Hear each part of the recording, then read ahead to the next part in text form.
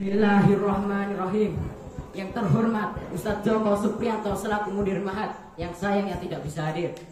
Yang saya hormati jajaran Dewan Juri dan para asatidzah. Yang saya banggakan para khutbah dan para hadirin sekalian yang berbahagia. Aku lagu Assalamualaikum warahmatullahi wabarakatuh. Alhamdulillahilladzi faddala bani adama bil ilmi wal amal ala jami'il alam. Assalatu wassalamu ala nabiyyina Muhammad sallallahu alaihi wasallam sayyidil arabi wal ajami wa ala alihi wa ashabihi ya nabi'il ulumi wa hikami. Wa qala Allah ta'ala fi kitabil karim ba'da a'udzu billahi minas syaitonir rajim.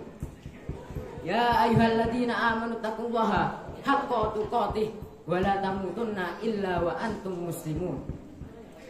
Wa qala aidan ya ayyuhan nasu taqu rabbakumul ladzi khalaqakum min nafsin wahidah wa khalaqa minha zawjaha wa bassa minhuma rijalan katsiran wa nisaa wattaqullaha alladzi tasaaluna bihi wal arham innallaha kana 'alaikum raqiba.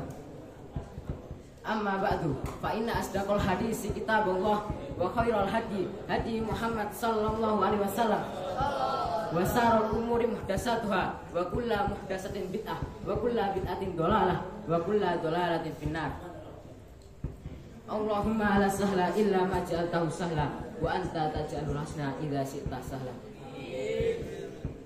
Segala puji dan syukur kehadirat Allah Subhanahu wa taala yang telah menciptakan bumi sebagai hamparan, langit tanpa tiang, gunung-gunung sebagai pasak, serta alam Indonesia yang sangat lapang.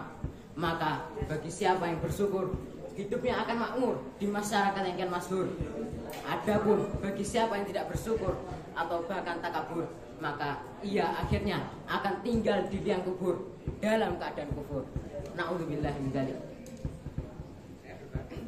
Sholawat beriringan salam marilah kita sanjungkan kepada seorang orator yang tidak pernah naik motor, pahlawan yang tidak pernah makan bakwan, dan seorang tauladan yang tidak pernah galau untuk manusia yang selalu mengedepankan perasaan, yaitu Nabi kita, Nabi Muhammad sallallahu alaihi wasallam,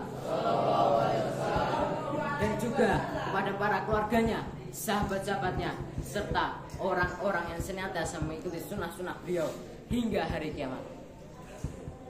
Saya selaku khatib tidak bosan-bosannya berwasiat kepada hadirin sekalian dan kepada diri khatib sendiri untuk senantiasa meningkatkan kualitas iman dan takwa kita, karena sebaik-baik bekal menuju kematian adalah takwa. Sebagaimana firman Allah Subhanahu wa taala, "Wa tazawwadu fa inna khairaz zadi taqwa." Yang artinya, dan berbekalah karena sebaik-baik bekal adalah takwa. Quran surat Al-Baqarah ayat 197.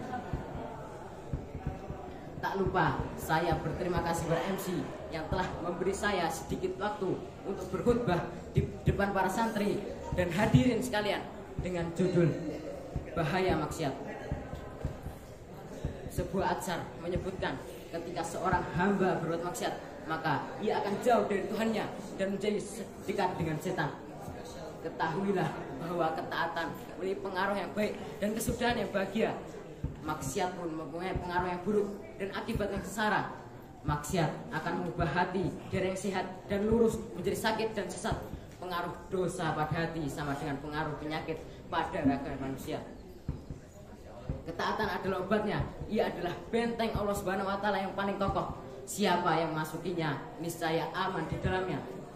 Seolah-olah keadaan dan detak jantungnya mengucapkan apa yang diucapkan oleh orang-orang soleh. Mereka adalah orang-orang miskin di dunia. Mereka lari darinya, tidak merasakan kenikmatan hidup di dunia, dan tidak pula merasakan apa-apa yang terbaik di dalamnya.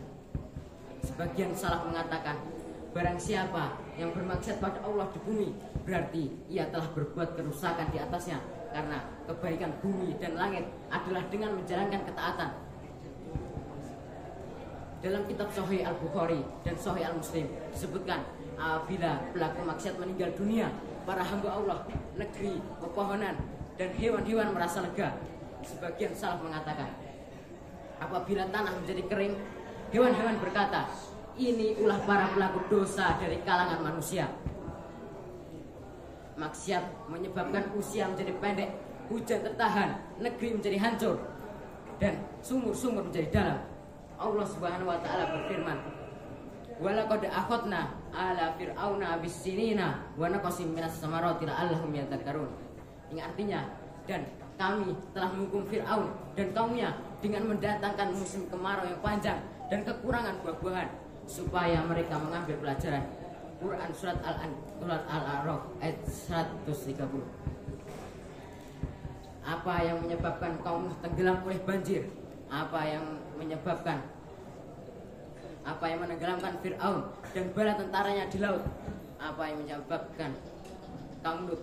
Apa yang menyebabkan kaum Samud disambar petir? Apa sebabnya? Allah menghembuskan pada kaum Lut angin yang membawa batu-batu dan membalikkan bumi untuk mereka. Apa sebabnya? Harta korun dibenamkan ke dalam bumi. Bukankah itu sebabnya adalah dosa dan maksiat? Allah Subhanahu wa taala berfirman, maka masing-masing mereka itu kami siksa disebabkan dosanya. Maka di antara mereka ada yang kami timpakan kepadanya hujan batu kerikil, dan di antara mereka ada yang ditimpa suara keras yang mengguntur, dan di antara mereka ada yang kami benamkan ke dalam bumi, dan di antara mereka ada yang kami tenggelamkan.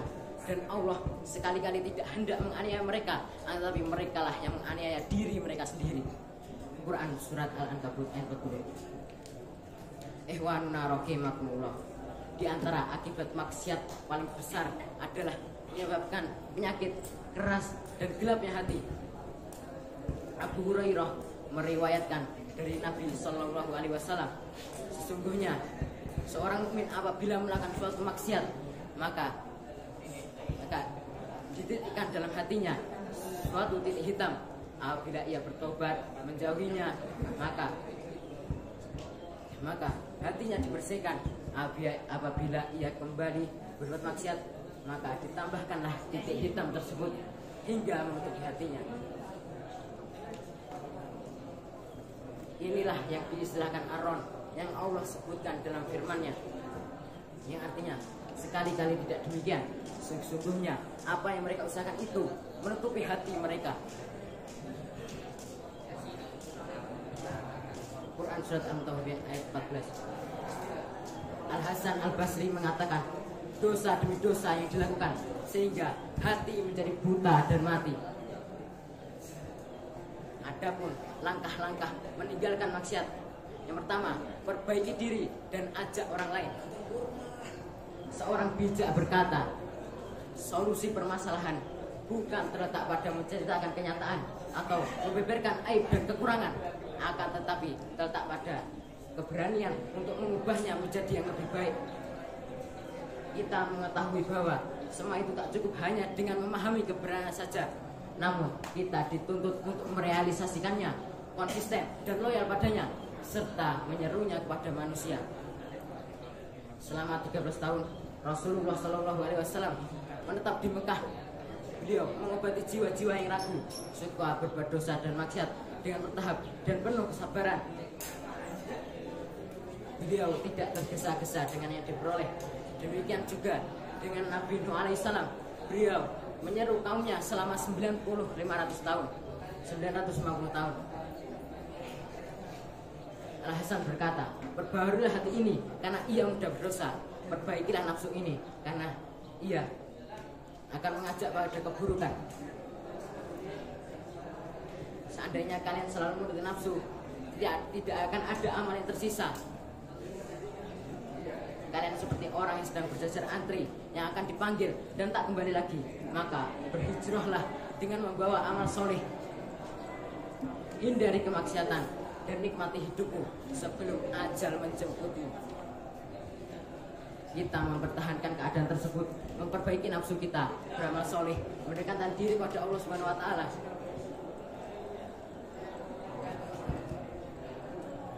Sabar, sholat, sujud hingga datang waktu kita bertemu dengannya, sedangkan kita dalam keadaan ridho. Mari kita lepaskan mereka yang tengah terjebak dalam jerat-jerat maksiat. Kita bangunkan istana megah amal soleh, kita buatkan jembatan luas penuh dengan harapan.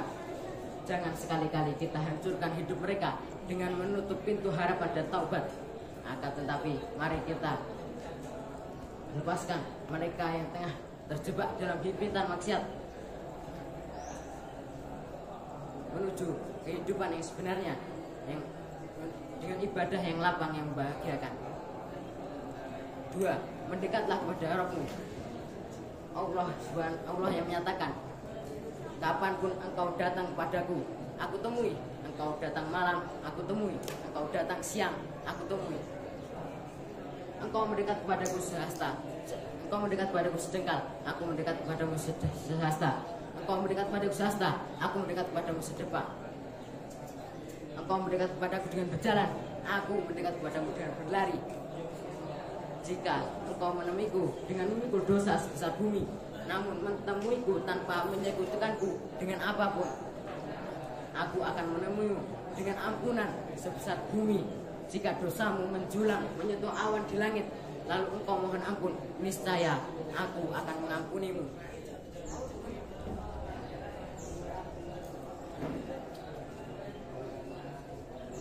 Mari kita bersama menuju Allah Subhanahu wa taala, bersama saudara-saudara kita menuju kehidupan bahagia dengan ibadah, ketaatan, kelezatan, keceriaan, dan kehidupan yang sebenarnya. Ihwanuna rahimakumullah. Untayan benang merah yang dapat kita tarik dari uraian di atas adalah, marilah kita menjauhi maksiat, karena ia akan mengubah hati dari yang sehat dan lurus menjadi sakit dan sesat. Maksiat menyebabkan usia menjadi pendek, hujan tertahan, negeri menjadi hancur, dan sumur-sumur menjadi dalam. Obat dari maksiat adalah ketaatan. Ia adalah benteng Allah Subhanahu wa taala yang paling kokoh. Siapa yang masukinya niscaya aman di dalamnya. Ketika Anda melihat gaya pikir yang semakin melemah, keberuntungan jarang hadir, zikir kian terlupakan, akhlak kian tak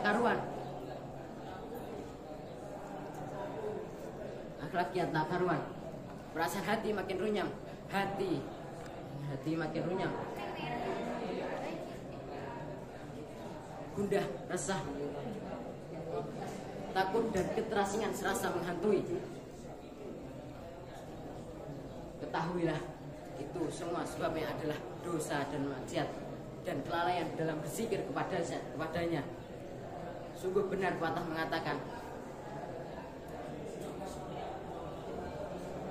penyebab setiap kejahatan dan dosa adalah dosa dan maksiat. Sebelum saya tutup khutbah saya, marilah kita mengangkat tangan dan berdoa kepada Yang Kuasa, karena doa adalah sebaik-baik senjata bagi orang-orang muslim. Bismillahirrahmanirrahim. Subhana rabbika rabbil izzati amma yasifun, wa salamun alal mursalin, walhamdulillahi rabbil alamin. Innallaha wa malaikatahu yusholluna 'alan nabi, ya ayyuhalladzina amanu shallu 'alaihi wa sallimu taslima. Allahumma shalli ala Muhammad wa ala ali Muhammad kama shallaita ala Ibrahim wa ala ali Ibrahim innaka Hamidum Majid. Wa barik ala Muhammad wa ala ali Muhammad kama barakta ala Ibrahim wa ala ali Ibrahim innaka Hamidum Majid. Allahumma ighfir lil muslimina wal muslimat wal mu'minina wal mu'minat al ahya'i minhum wal amwat innaka sami'un qaribun mujibud da'wat. Allahumma arinal haqqo haqqo warzuqna ittiba'ah wa arinal batila batila warzuqna ijtinabah.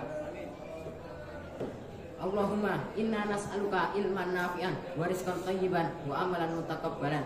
Allahumma inna nas'aluka ridhaka wal jannah. Allahumma inna na'udzubika min sakhatika wan nar. Allahumma inna na'udzubika minal kufri wal faqri wa na'udzubika min adzabil qabri.